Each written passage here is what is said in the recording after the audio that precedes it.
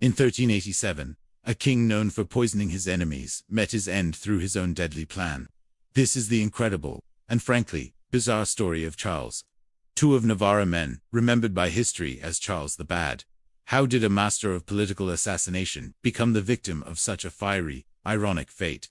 Stay with me as we unravel one of history's most shocking royal deaths. Welcome back to the channel. Today, we're diving deep into the 14th century, a time of turmoil, war, and political intrigue, all dominated by the 100 Years' War between England and France.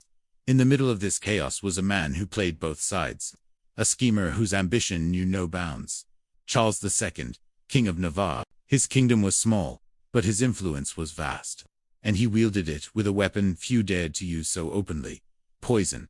Charles wasn't just a king, he was a master manipulator. Born into the French royal line, he believed he had a stronger claim to the French throne than the reigning Valois kings. This ambition fueled a lifetime of conspiracies. He would ally with the English, then betray them for the French, then turn on the French again. His loyalty was only to himself, and his methods were ruthless. Historical accounts are filled with accusations of him plotting to poison his rivals, including members of the French royal family. He was so notorious for these dark dealings that his reputation spread across Europe, earning him the chilling nickname, Charles the Bad. He was the kind of ruler whose dinner invitations you might politely decline. For decades, he navigated the treacherous political landscape, leaving a trail of suspicion and death in his wake. But as we all know, what goes around often comes around in the most unexpected ways. By the year 1387, Charles the Bad was no longer the vigorous, scheming monarch of his youth. Decades of political maneuvering and, let's be honest, probably a lot of stress, had taken their toll.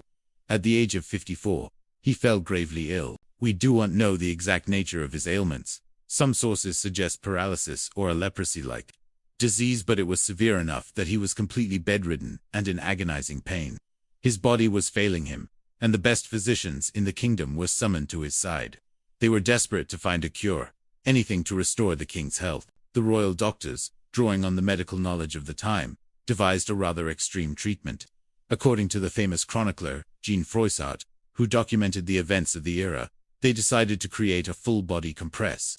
The plan was to soak large linen sheets in a potent, alcohol-based liquid, likely brandy or what was known as aqua vita, the water of life.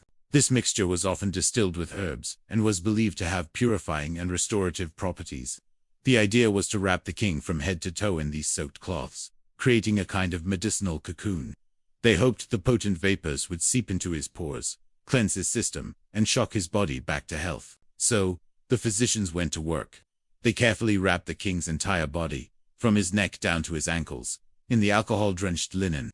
He was swaddled tightly, lying on his bed, completely immobilized. Once the wrapping was complete, the final step was to stitch the shroud closed, to keep the cloths in place and ensure the treatment was effective. A servant was called in to perform this task. It was late at night, and the room was likely dark, illuminated only by candlelight.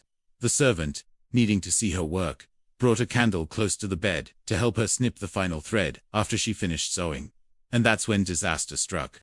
In a horrifying, instantaneous flash, the flammable alcohol vapors that surrounded the king ignited. The very remedy meant to save him had turned into an instrument of torture.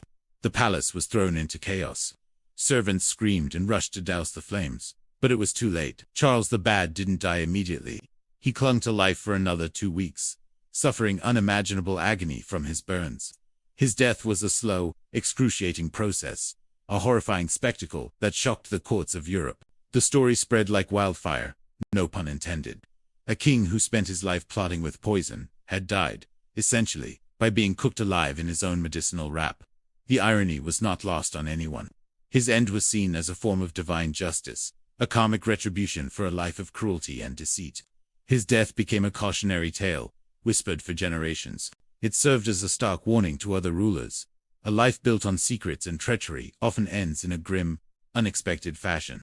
For Charles the Bad, his demise was a brutal, theatrical, and strangely fitting conclusion to his dark legacy. History remembers his end, not just as a tragedy, but as a bizarre and perfectly ironic twist of fate, entirely of his own making. What do you think? Was this a freak accident or a fitting end for a king known as the Bad? Let me know your thoughts down in the comments. Thank you so much for watching. If you enjoyed this dive into a forgotten corner of history, please hit that like button. And don't forget to subscribe for more stories you won't find in the textbooks. We'll see you in the next one.